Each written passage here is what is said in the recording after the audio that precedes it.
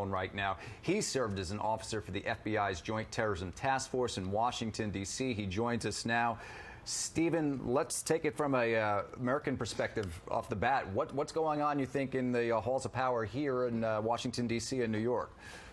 Well, there's no question in my mind that all of these NFL games that we have going on, all of these sports events going on, all the security is now going to have to be ramped up.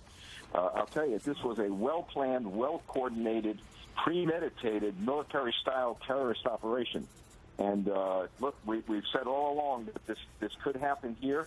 You could bet that the intelligence communities, and I'm talking about the CIA, the FBI, your military intelligence agencies, are all now comparing and coordinating intelligence information with Interpol as well as the intelligence agencies of other foreign countries. That's exactly what they're doing right now.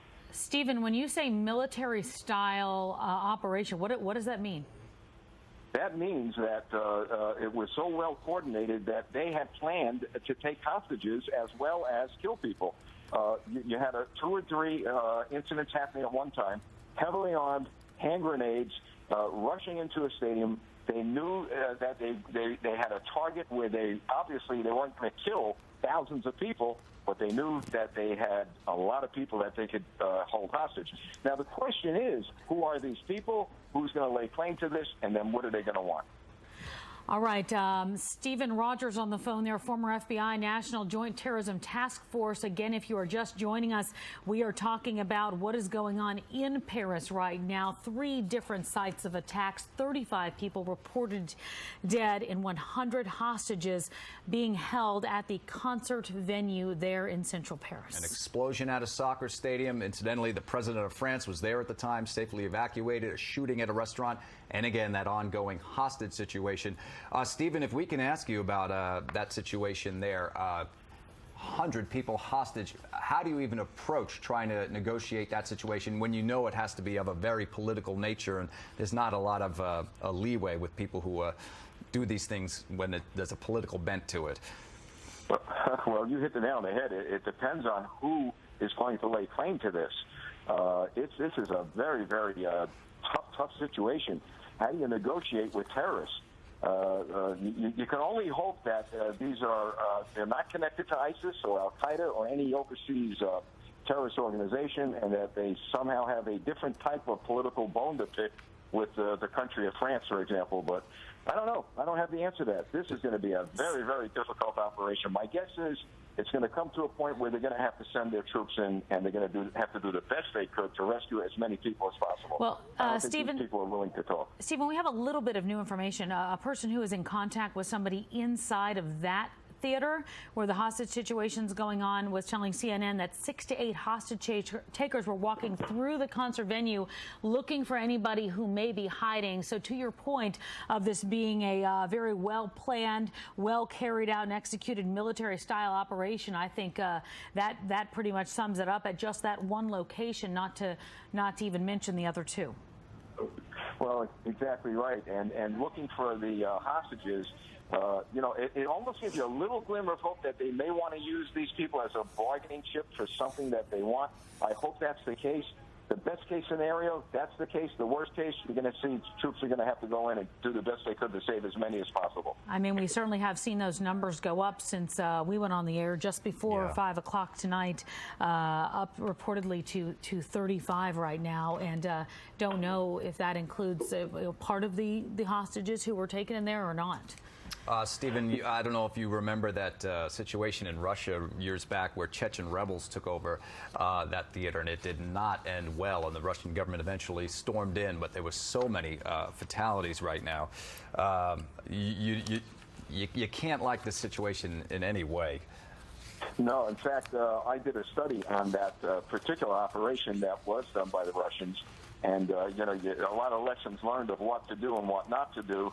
And I've got to tell you, when you think about, you're exactly right, when you think about what happened there, this could not end very well if that's the case. These hostage takers, these terrorists, are going to have a want to be willing to talk if there's any hope for what's going to happen, for those hostages. I just hope to God there is. I mean, obviously, that is the priority, is getting as many people out of there alive as they can. But there's also the situation at the stadium. That stadium is locked down right now due to explosions outside. So there's no question as to, if they open that back up and let people out, if they're in any way going to be safe. So they've got really two active scenes going on there and massive groups of people to protect. Well, yeah, not only that, keep in mind that, you hope to God this is the end of it. Now, right. Are there other paramilitary-type terrorists, and I will label them as that because of the magnitude of this operation? Are there still others around the city of Paris or anywhere in the world ready to strike? So, to your point earlier, this is no time for security, especially here in the United States, to relax. This is the time to ramp everything up. So they've got to be, and when I say they, law enforcement worldwide has to be very, very cognizant of the fact that you're going to deal with two things. Either you're going to have a part of this operation, if it's an overseas operation, take place somewhere else. The other thing you got to worry about are the lone wolves and the copycats. And that's always a danger, and it's always a problem that could surface. All right. Do you expect the situation here domestically, here at home? You mentioned earlier football games and stadium-type events. Do you expect there to be a much tighter presence and maybe even some changes to the way we normally are viewing? Oh, yes. I could tell you this. I really believe we have not had a catastrophic terrorist attack because of the good work of the FBI and other law enforcement agencies and obviously our intelligence agencies. Now that this has happened, there's going to have to be some changes. Now, just think about this. Some of this happened out on the perimeter of the locations where the strike took place. You got cars driving down the street. I read cars driving down the street. People opened up with automatic weapons. So there's going to have to be, especially when there is a venue where there's a lot of people, because that's a good target for terrorists. There's going to have to be a lot of law enforcement, visible and invisible. When I say invisible, a lot of undercover people are present at these venues. But to be proactive, they're going to have a lot of police manpower, very visible in these locations, where you have a high density of people. Stephen, we always get a little nervous with these numbers, especially when they continue to go up, to make sure we're doing our best to report them correctly. But, we had something else cross, and this is a report from CNN saying at least 60 people reported dead, and that is according to BFM television out of France. At least 6 shootings taking place in Paris, 3 explosions at the stadium, and then reports of 60 people dead. And so we're still trying to confirm that number. That is according to BFM television. And if that is the case, I don't know if that means that those shootings were out on the street or at another location, or if we're talking about some of the possible hostages. Well, yeah, I did read one report where there was a couple actually sitting in a bar and actually saw a motor vehicle come up, people in the motor vehicle just opening fire with their automatic weapons. So you're going to find, I'm sure, that these unfortunate fatalities are in multiple locations. But as you said earlier, the worry now, the hostages. What on earth are they doing with hostages? What do they want? Who are these terrorists? There's a lot of work that's got to be done. And look, our law enforcement agencies around the world are now trying to put these pieces together to find out who these people are. They may post something, for all we know, on the Internet later. We just don't know who's behind this, but we got a lot of work ahead of us on this one. Stephen, question for you. We tend to think of terrorism attacks, I think, in terms of explosions, at least domestically here. We've seen the mass shootings, but they tend to be domestic issues with gunmen. But internationally, in India and in Europe, you're seeing a lot of terrorism cases with high death counts from automatic weapons, not even explosions, just a coordinated group of people opening fire. This really seems to be gaining traction over there. Is that correct? Well, yeah, someone, and it could be a foreign nation, and, we pointed to Iran, for example, and other terrorist states. Some nation is arming these terrorists. And obviously they're easy. It seems like they're easy to get into these other countries. And you bring up a good point. We haven't seen that type of massive terrorist attacks here with automatic weapons, etc. So someone's financing these operations. Someone is arming these people. And that's a good point you brought up. And maybe, we don't know what our intelligence agencies here have prevented, but my guess is they prevented a lot of a good number of attacks here.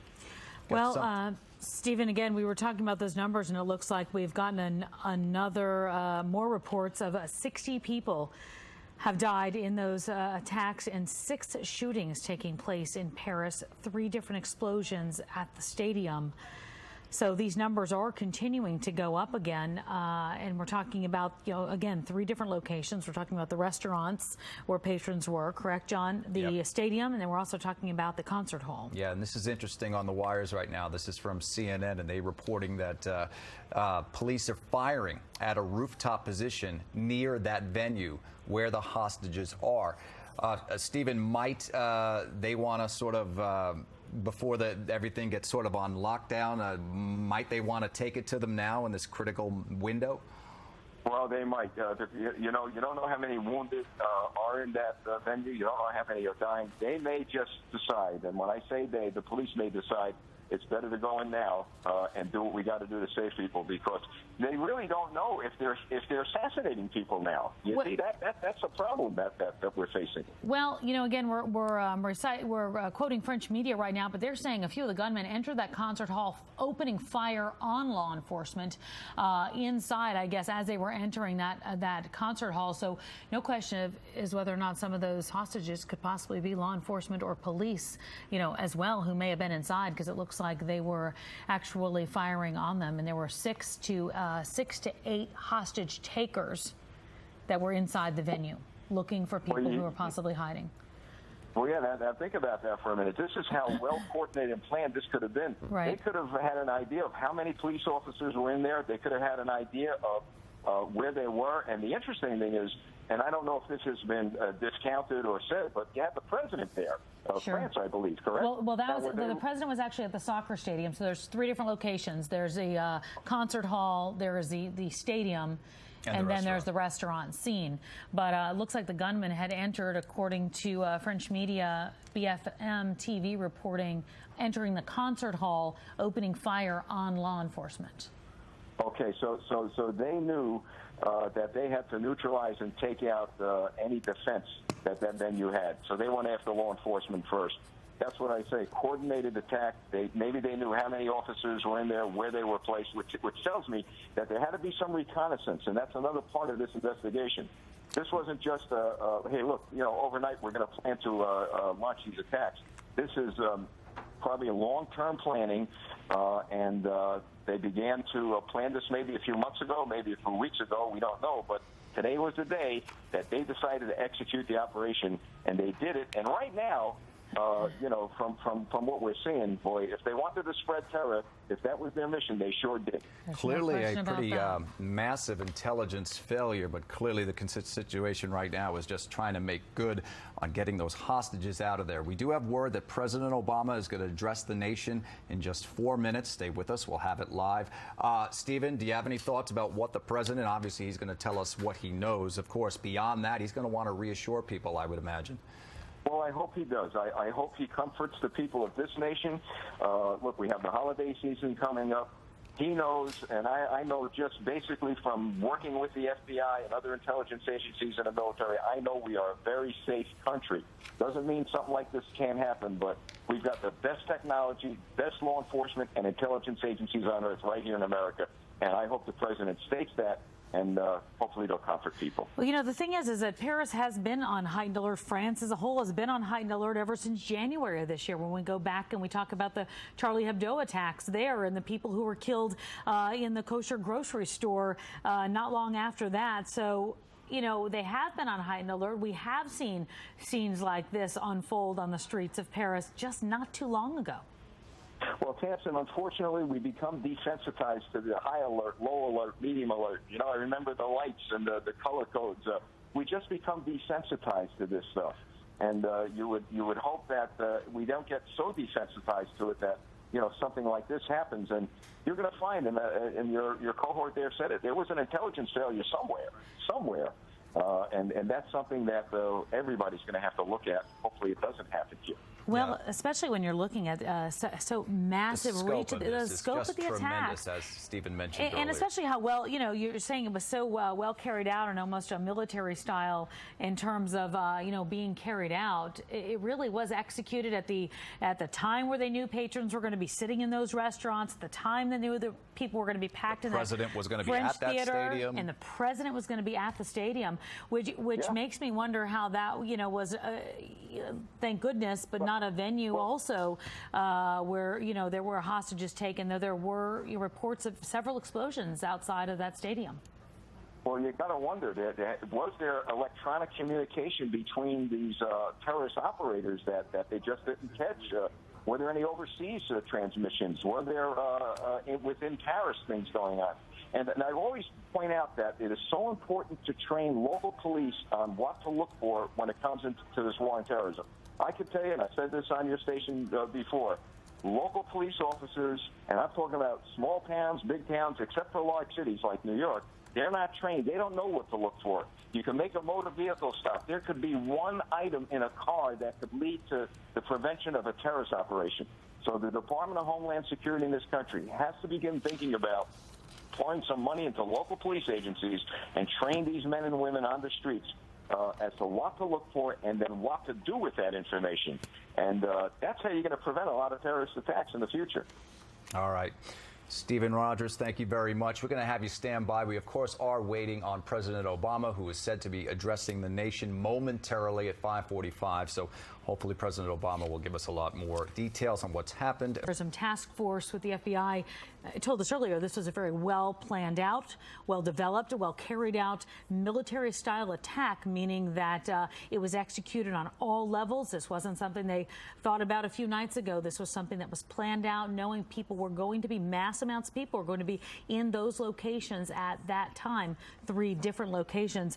Apparently also there were 6 different shootings that took place in Paris, and we're trying to kind of put that all in perspective because there were 6 shootings, 60 people killed in the shootings, but 3 big locations that we're talking about where those attacks took place. I'm reading from some AP wire copy right now, but this is John Cohen quoted, a former Homeland Security Department counterterrorism coordinator, and he said that the presence of multiple attack scenes that we talked about, the 3 different locations, at the suggested time, which was the time the stadium was crowded, the concert venue was crowded, the restaurant scene was crowded, suggested a coordinated effort to send a message, and this is a quote from him, and raises immediate terror concerns, including other cities in Europe and potentially the United States as well. He says that Al-Qaeda and ISIS have relied on strategies of coordinated attacks in the past. We're looking at these scenes and we're trying to get as much new video as we can to all of you. This coming from BFM television. And Stephen, I know you have been on the phone with us and we've talked, unfortunately, several times. Every time there seems to be a tragedy like this. When we're talking about trying to lock down the city, essentially, we're talking about central Paris, but we're talking about different locations there. How do they even start doing this? They're trying to get those hostages out safely, but you've also got people in the stadium. We had shots inside of the stadium of people holding on to each other. Apparently a stadium announcer made an announcement over the loudspeaker telling fans to avoid certain exits due to events outside, those events being several explosions that happened outside of the stadium. How do police and terrorism units start operating at this point? We see a lot of them, kind of all over the place as the city's in lockdown. Well, they're going to look at the blueprints and the schematics of that location, and they're going to look at the area that they could make a safe way, a safe passageway out of those areas, and particularly that stadium, and then they'll clear the way. Now, do they have to fight themselves in to get the people out? That's another question. There's no question on my mind that they've got maybe special operations, whether it be law enforcement or military forces in there, in an attempt to create a safe passageway. There's something I'd like to mention that, I don't know if you mentioned it earlier, but just a few days ago, and please correct me if I'm wrong, ISIS sent a message to Moscow and said that the blood would be flowing in their streets and they were coming after the Kremlin. Now, is this a prelude when we talk about messages? Because they also said that, I believe in one of the communiques, that not only Moscow but the other Western cities. So what goes through my mind is this a prelude and a message that's being sent to Vladimir Putin as well as other foreign leaders around the world? So this is how, we in law enforcement and in military intelligence think. What's next? Is this a message that is going to be sent to world leaders telling us, look, this is the beginning, get ready? It's anybody's guess what's going to happen within the next few days. Stephen, we heard President Obama say it's an attack on all humanity, not just Paris. We heard a lot of comforting thoughts like that, but we didn't hear very much of any of the real specifics. Were you surprised by that? Yeah, I noticed that, and like I said, I wish he would have come out and reassured the people, because on the level of law enforcement that I worked at, both in the police department and as a military intel officer, I know how good we are, and I know how when I worked with these fellows and heard about the work they did, how comforting it was. And I would hope that the president would have come out and said, look, we can't prevent everything. Nothing is a sure deal. But let me tell you something. As president of the United States, I can tell you we've got the best and the brightest up front and center protecting you, the people of this country. He didn't say that. I was disappointed. But, this is the way he's operating. He can't say very much with regard to this situation because he doesn't have that much information at that point. The ultimate question is who's responsible? Who's going to take credit for this?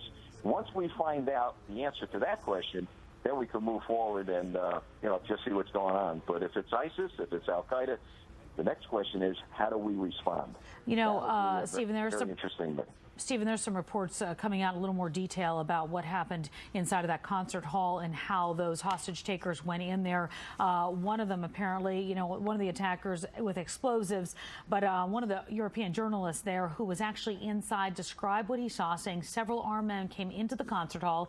2 or 3 not wearing masks came in and started firing blindly on the crowd, lasting between 10 and 15 minutes, extremely violent, and they had enough time to reload at least 3 times, and they were very young. That is coming from a European journalist that was quoted talking about what he was seeing inside of the concert hall at the time. And I guess some people were able to get out, but obviously not all, as 100 are still inside.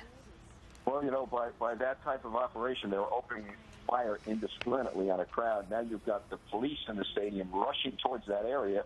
And you have other gunmen probably ready. They know that, look, your law enforcement is going to rush towards that area and start picking them off. That's when we talk about coordination and how they do these things. And another interesting point is if the reporter said they were very young, well, obviously we've learned that ISIS in particularly is targeting to recruit very young people. And so when they finally capture or kill some of these terrorists, we're going to learn. Are they foreigners that came into the country? Are they, look, there was a refugee problem. Did they get in by posing as refugees? Are they people who live in France who somehow were recruited by ISIS? We've had that problem here in America. We've got, my goodness, American kids being recruited into ISIS. So that's why it's so important. And I know I sound like a broken record, but boy, it is so important that they find out who is responsible for this. And again, we've got to worry about copycats, got to worry about another coordinated attack somewhere. But the big operation now, get these people out alive, or at least as many as possible. Stephen, French President Francois Hollande declaring a state of emergency, that just crossing the wires recently. When you heard that description that Tamsin just said a little while ago, we have the death toll right now, it's somewhere around 60. But when you hear what she said about the journalist describing random shootings in that concert venue, and then we can't get inside, government forces can't get inside that concert venue. It's kind of grim to think that there must be much more fatalities inside that concert venue. Would you not think? Oh, yeah, you're absolutely right. That's why I mentioned earlier, obviously we're talking about hostages, but we don't know how many people are wounded, how many people are dying, how many people are bleeding to death, because you can't get any emergency personnel in there. And that's, I'm sure, on the mind of the police officers on the ground there right now. How long do we wait? How long do we wait? And that's a key question. I don't think they're going to wait very long. I think at one point they're going to say, look, this is going to end badly whether we do it now or do it later. But based on what we've seen around the world, and you mentioned Russia earlier, these things end terribly bad. The idea now is to minimize further loss of life, and the way to do that is all right, send your, Stephen Rogers, sorry to interrupt you. We want to go ahead and bring everybody up to date if they are just joining us right now, because we are talking about the terror continuing to grow.